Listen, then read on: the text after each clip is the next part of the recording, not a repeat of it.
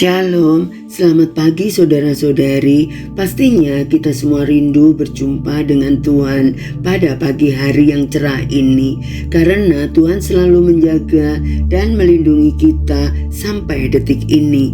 Mari kita berdoa, mengucap syukur dan mendengar renungan singkat firman Tuhan sebelum kita beraktivitas. Selamat pagi Bapak yang baik, kami bersyukur untuk hari yang baru dan berkat yang baru pada pagi hari ini. Berikan kami hikmat-Mu yang baru juga pada pagi ini dan pengertian untuk memahami firman Tuhan, karena hanya firman-Mu lah yang menuntun dan sumber kekuatan hidup kami. Dalam nama Yesus kami berdoa, amin. Tema kita pagi hari ini, kasih karunia mengubah segalanya, diambil dari 1 Timotius 1 ayat 12 sampai 17. Aku bersyukur kepada Dia yang menguatkan aku, yaitu Kristus Yesus Tuhan kita, karena Ia menganggap aku setia dan mempercayakan pelayanan ini kepadaku. Aku yang tadinya seorang penghujat dan seorang penganiaya dan seorang ganas, tetapi aku telah dikasihaninya, karena semuanya itu telah kulakukan tanpa pengetahuan, yaitu di luar iman. Malah kasih karunia Tuhan kita itu telah dikaruniakan dengan limpahnya kepadaku dengan iman dan kasih dalam Kristus Yesus. Perkataan ini benar dan patut diterima sepenuhnya. Kristus Yesus datang ke dunia untuk menyelamatkan orang berdosa, dan di antara mereka akulah yang paling berdosa. Tetapi justru karena itu aku dikasihani, agar dalam diriku ini sebagai orang yang paling berdosa, Yesus Kristus menunjukkan seluruh kesabarannya. Dengan demikian aku menjadi contoh bagi mereka yang kemudian percaya kepadanya dan mendapat hidup yang kekal. Hormat dan kemuliaan sampai selama-lamanya bagi Raja segala zaman, Allah yang kekal, yang tak nampak, yang esa. Amin. Banyak orang berpikir bahwa hidup bisa berubah jika kita menjadi lebih baik terlebih dahulu.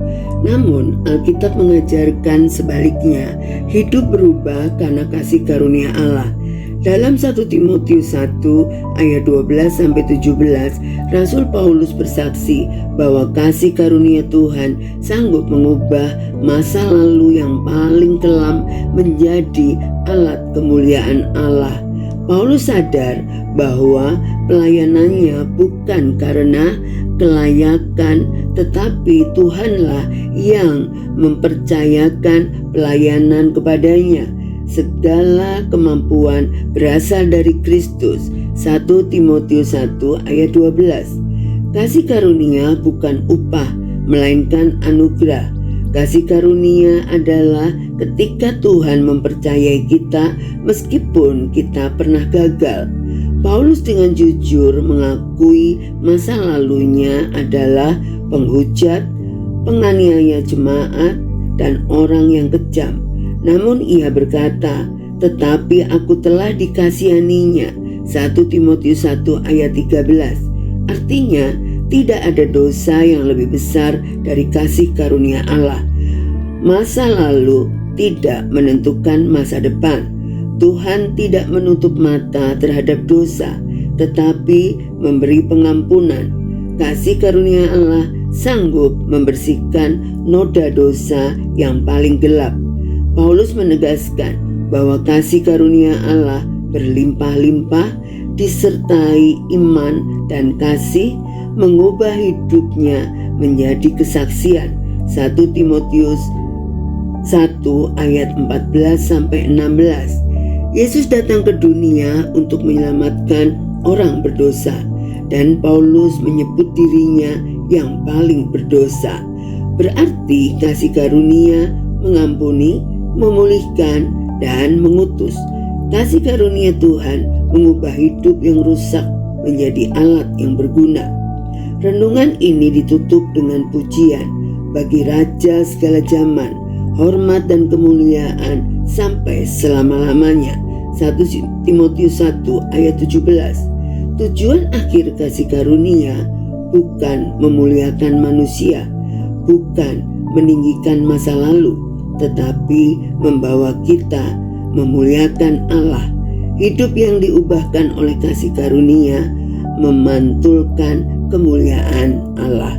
Mari jadikan hidup kita menjadi kesaksian bagi orang lain. Mari kita berdoa. Bapa yang baik, terima kasih untuk kebenaran firman-Mu yang menguatkan kami. Kami benar-benar bersyukur atas kasih karunia-Mu yang mengubah hidup kami. Hanya karena kasih karunia-Mu kami telah diampuni dan dipulihkan. Sekarang kami siap untuk diutus. Biarlah hidup kami menjadi kesaksian bagi banyak orang dan memuliakan nama-Mu. Sertai kami sepanjang hari ini dan berkati kami apapun yang kami kerjakan. Dalam nama Yesus kami berdoa dan mengucap syukur. Amin. Selamat beraktivitas. Tuhan Yesus memberkati.